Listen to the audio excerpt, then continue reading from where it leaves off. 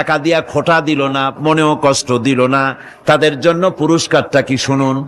আল্লাহ পাক বলেন পুরস্কার হচ্ছে লাহুম আজরুহুম ইনদা রাব্বিহিম ওয়ালা খাউফুন আলাইহিম ওয়ালা হুম ইয়াহজানুন। ওদের জন্য তার পরওয়ারদিগারের কাছে রয়েছে বিরাট পুরস্কার, আজরে আজিম। এদের জন্য কোনো ভয় নাই, কোনো চিন্তাও নাই, কিয়ামতে ডাইরেক্ট জান্নাতে চলে যাবে। সুবহানাল্লাহ। দানের এত ফজিলত যা ভাই আমি বলে শেষ করতে পারবো না। এত ফজিলত আল্লাহ দানের মধ্যে রেখেছেন। ত্যাগেই তো শান্তি, ভোগে শান্তি নাই, মজা কিসে? জোরে কন্যা মজা কিসে? ত্যাগের ভিতরেই মজা।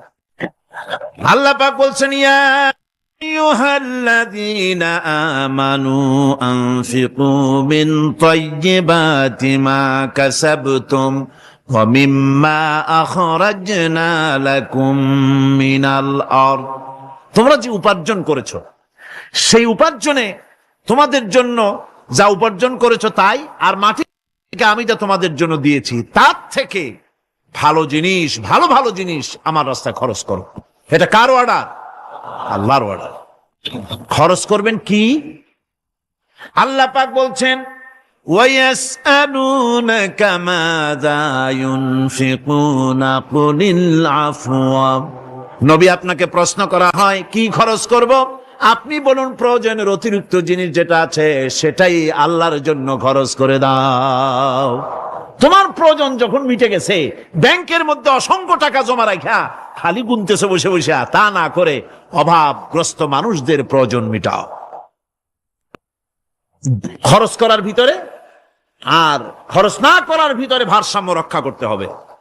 ওয়ালা তাজআল ইয়াদাকা মাগলুলাতান ইলা উনুকিকা ওয়ালা তাবসুতহা কুল্লাল বাসত ফাতাকউদ মালুমান মাহসুরা।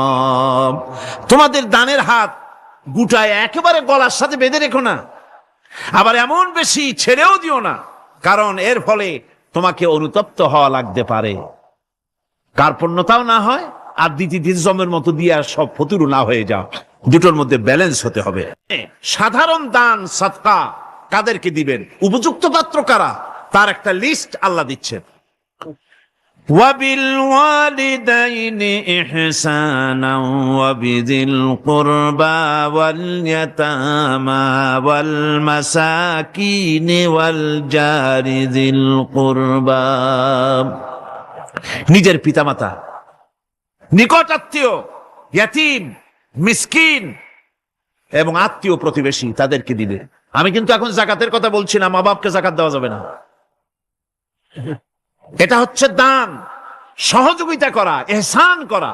এই ইহসান মা বাপকে, প্রতিবেশী আত্মীয় যারা, মিসকিন যারা, এতিম যারা, অনাত্মীয় প্রতিবেশী যারা, চলার সাথী, প্রবাসী এবং নিজের চাকর চাকরানি যা কিছু আছে, এ সকলকেই এই সাহায্য করতে হবে, একথা আল্লাহ বলে দিয়েছেন। এবং আমরা যে আয়াত আলোচনা করতেছি সে আয়াতের ভিতরেও এই ফিরিস্তি আল্লাহ পাক বলে দিয়েছেন।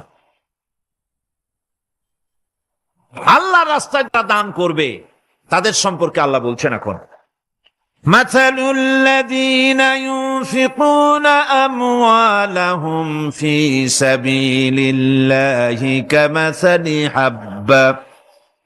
আল্লাহর রাস্তায় খরচ করা এর দৃষ্টান্ত হলো একটা দানার মতো, যেই দানাটা থেকে 7টা ডাল বেরিয়ে গেল। ফি কুল্লি সুমবালাতিন মিআতু হাব্বা। একটা দানা থেকে 7টা ডাল বেরোলো, এক একটা ডালে 100 করে দানা হলো, সব মিলাইয়া 700 দানা হয়ে গেল। ওয়াল্লাহু ইউদাইফু লিমান ইয়াশা ওয়াল্লাহু ওয়াসিউন আলিম।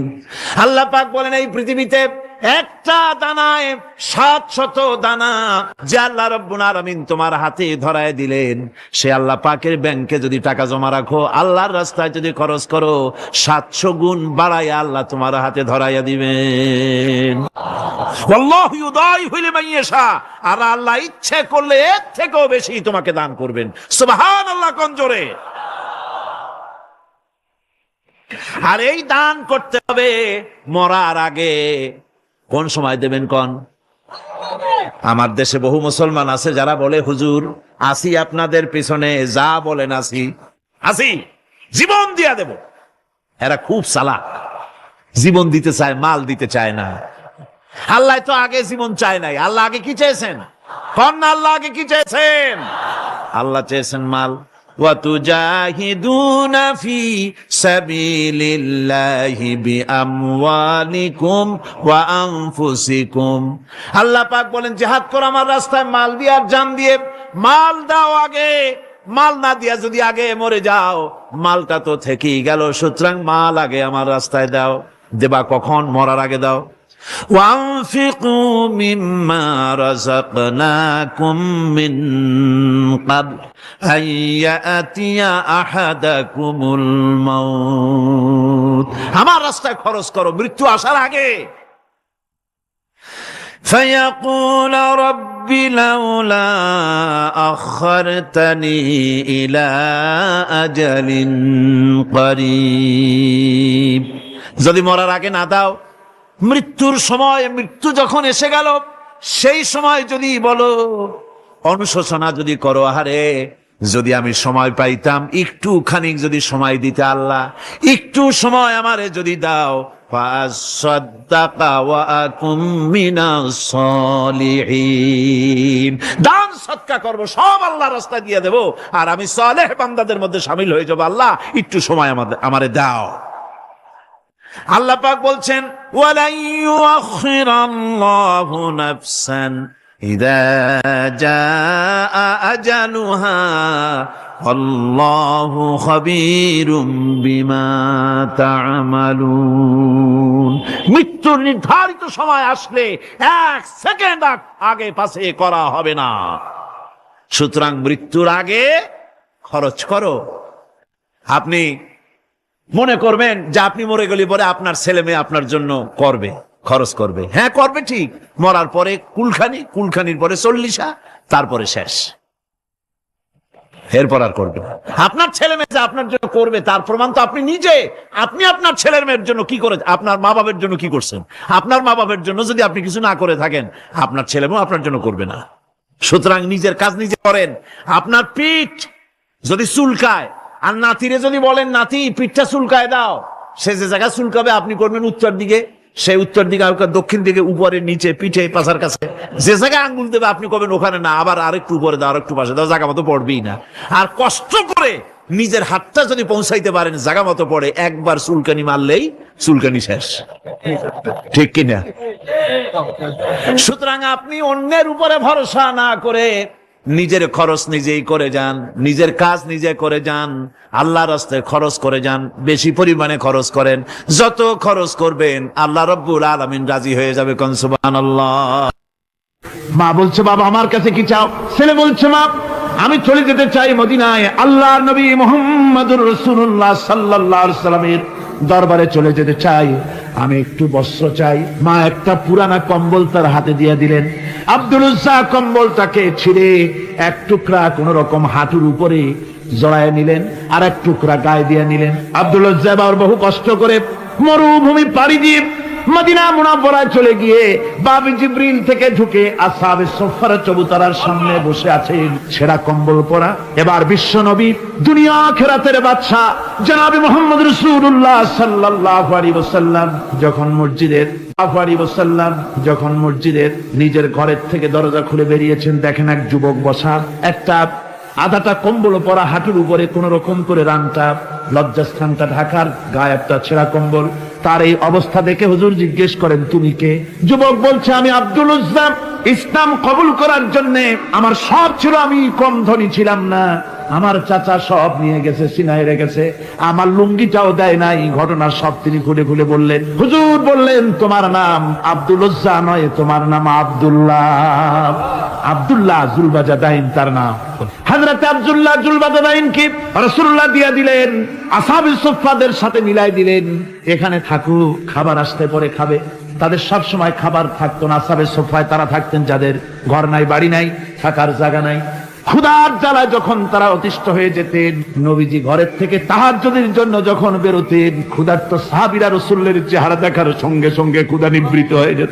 হযরতে রাসূল পাক সাল্লাল্লাহু আলাইহি ওয়াসাল্লাম আব্দুল্লাহকে ওনাদের মধ্যে ভিড়াই দিলেন। আব্দুল্লাহ এবার কোরআন শরীফ পড়ে। কোরআন শরীফ পড়তে গিয়া চিল্লায় চিল্লায় তিনি পড়েন, আস্তে আস্তে পড়েন না। সাহাবীরা বিরক্ত হয়ে রাসূলের কাছে নালিশ করলেন যে বড় চিল্লায় কোরআন পড়ে আমাদের নামাজেও ডিস্টার্ব হয়। হুজুর বলেন, সাহাবীরা কেউ আব্দুল্লাহর ব্যাপারে কোনো কথা বলবে না, তারে চিল্লাইতে দাও, যেহেতু ঈমানের জন্য তারে বড় মূল্য দিতে হয়েছে।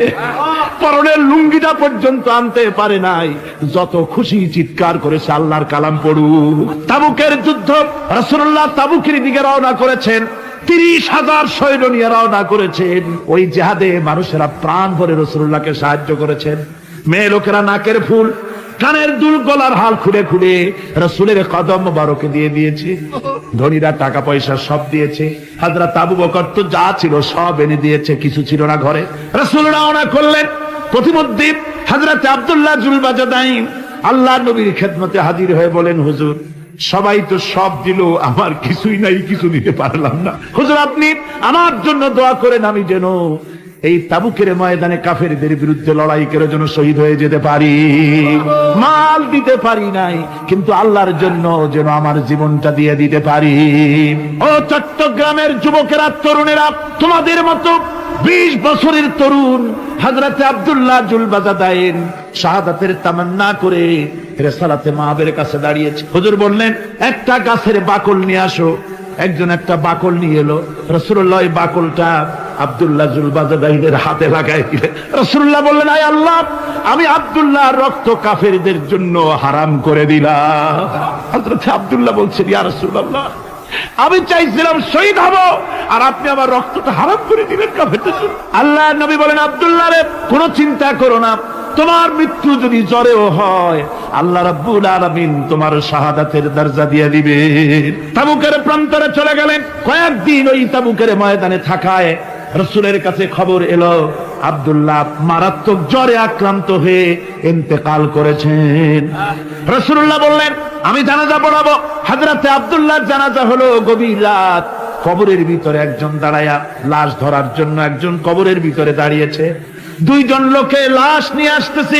হযরতে বেলাল আলো উঁচু করে দাঁড়ায় ধরে আছে। অন্ধকার রাত, কবরের ভিতরে একজন দাঁড়ানো, লাশ নিয়ে এসেছে 2 জনে। কবরের ভিতরে যিনি দাঁড়ানো, তিনি বলছেন, এই লাশকে তোমাদের ভাইকে আদবের সাথে কবরে রাখো।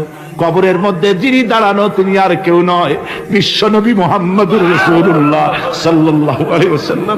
হযরতে রাসূলুল্লাহ বলতেছেন, আবু বকর, ওমর, তোমাদের ভাইকে আদবের সাথে কবরে রাখো, খবরদার বেয়াদবি করো না। কবরের মধ্যে আল্লাহ নবী আব্দুল্লাহ জুলবাজাদাইনকে নিজ হাতে শোয়াই দিয়া কবরের উপরে পাথর বিছিয়ে দিয়ে নবীজি বললেন, রব্বুল আলামিন, আজকের এই সন্ধ্যা পর্যন্ত আমি আব্দুল্লাহর প্রতি রাজি ছিলাম, তুমিও আব্দুল্লাহর প্রতি সন্তুষ্ট হয়ে যাও। হযরত ইবনে মাসউদ রাদিয়াল্লাহু তাআলা আনহু বলেন, আমি চিৎকার মেরে কেঁদে কেঁদে বললাম, আল্লাহ, আজকে যদি এই কবরে আব্দুল্লাহ না হয়ে আমি হতাম, আমার কিসমতটা ভালো হয়ে যেত। যুবকেরা, ও তরুণ মুসলমানেরা, তোমরাই রক্ত দিয়ে ইসলাম কায়েম করেছো। কে কায়েম করেছে ইসলাম? মুসলিম তরুণেরা, মুসলিম যুবকেরা। তোমাদের অবদান সব চাইতে বেশি। আজ মুসলমান যুবকদের চরিত্র নাই। মদ, জুয়া, জিনা, ব্যভিচার করে করে সর্বনাশ করে দেওয়া হলো। সরকারি ভাবে, বেসরকারি ভাবে, বিভিন্ন ভাবে যুবকদেরকে মিসগাইড করার জন্য মদ দেওয়া হয়, টাকা দেওয়া হয়, অস্ত্র দেওয়া হয়, সব দিয়ে যুবকদের চরিত্র নষ্ট করা হচ্ছে। অথচ যুবক হচ্ছে একটা জাতির মেরুদণ্ড। জাতির কি মেরুদণ্ড? এই মেরুদণ্ডকে ঘুরে ধরেছে, এই মেরুদণ্ড নষ্ট করার ব্যবস্থা করা হয়েছে। আমার মুসলমান ভাইয়েরা, হাদিস থেকে শোনো, বদরের প্রান্তরে যুদ্ধ হবে। রাসূলুল্লাহ সাহাবায়ে কিরামদেরকে রেডি করেছেন, কিন্তু এই যুদ্ধটা বড় মারাত্মক।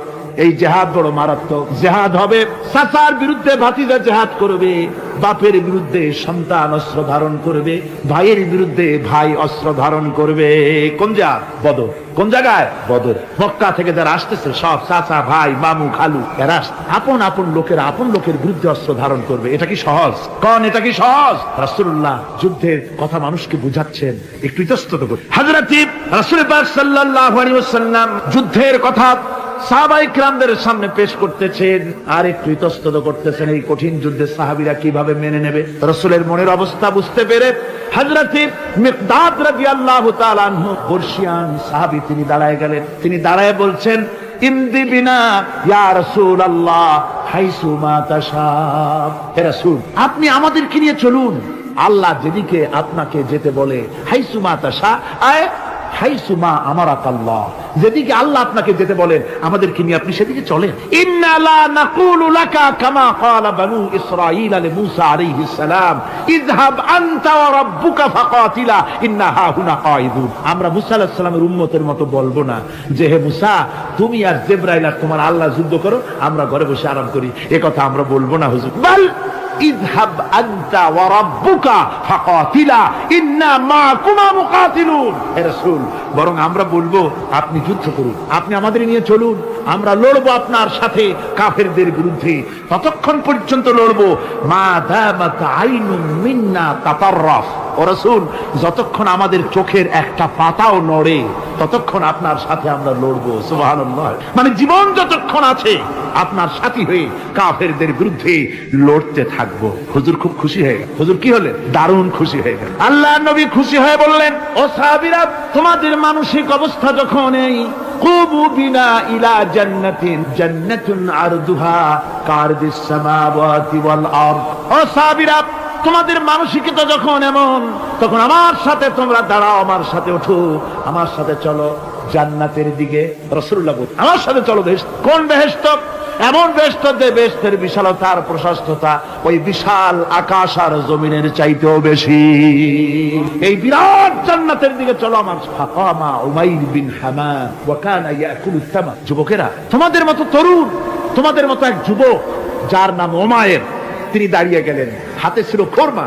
খোরমা খাত দেখেন, বক্তৃতা হয়, মাঠে ওয়াজ নসিহত হয়, আর যুবকেরা দাঁড়ায় দাঁড়ায় বাদাম হয় না, ওই সাহাবী ওই সময় তো বাদাম টাদাম হয়তো পায় না, খোরমা খাত, খোরমা চাবাচ্ছে, বিচি ফালাই দিতেছে, আর এইভাবে খাচ্ছে আর হুজুরের কথা শুনে। হুজুরের কথা শুনে উমাইর বলছেন, বাহ বাহ, এটা একটি আঞ্চলিক শব্দ, এর অর্থ হচ্ছে আয় মা আযমাহু ওয়া মা আহসানাহু। হে রাসূল, আপনি কত সুন্দর কথা বললেন, আপনি কি বিশাল কথা বলেছেন, কত বড় কথা বলেছেন। জিহাদ করলে, জান দিলে এমন বেহেশত পাবো, জান্নাতুন আরদুহা কারদিস সামাওয়াতি ওয়াল আরদ, যে বেহেশতটা হবে ওই বিশাল আকাশের চাইতে এমন বেহেশত পাবো। ওয়াল্লাহি লাউ কুনতু হাইয়ান হাত্তা আকুলাহুম ইন্নাহা লাহায়াতুন তাবি। আল্লাহর কসম, আমি যদি হাতের সবগুলি খোরমা খেতে যাই তাহলে তো অনেক সময় লাগবে, বেহেশতে যেতে দেরি হয়ে যাবে, অনেক দেরি হয়ে যাবে বেহেশতে যেতে। ফারামা বিহিন্না, হাতের সবগুলি খোরমা তিনি ফেলে দিন। ও যুবকেরা, হযরত ওমর তোমার মতো যুবক খোরমা খাওয়া সহ্য করলেন না আল্লাহর জান্নাতে যাওয়ার লোভে। জান্নাতে যেতে দেরি হয়ে যাবে, আল্লাহর সঙ্গে দিদার করতে দেরি হয়ে যাবে, এই মনে করে হাতের খোরমাগুলি ফালায় দিলেন।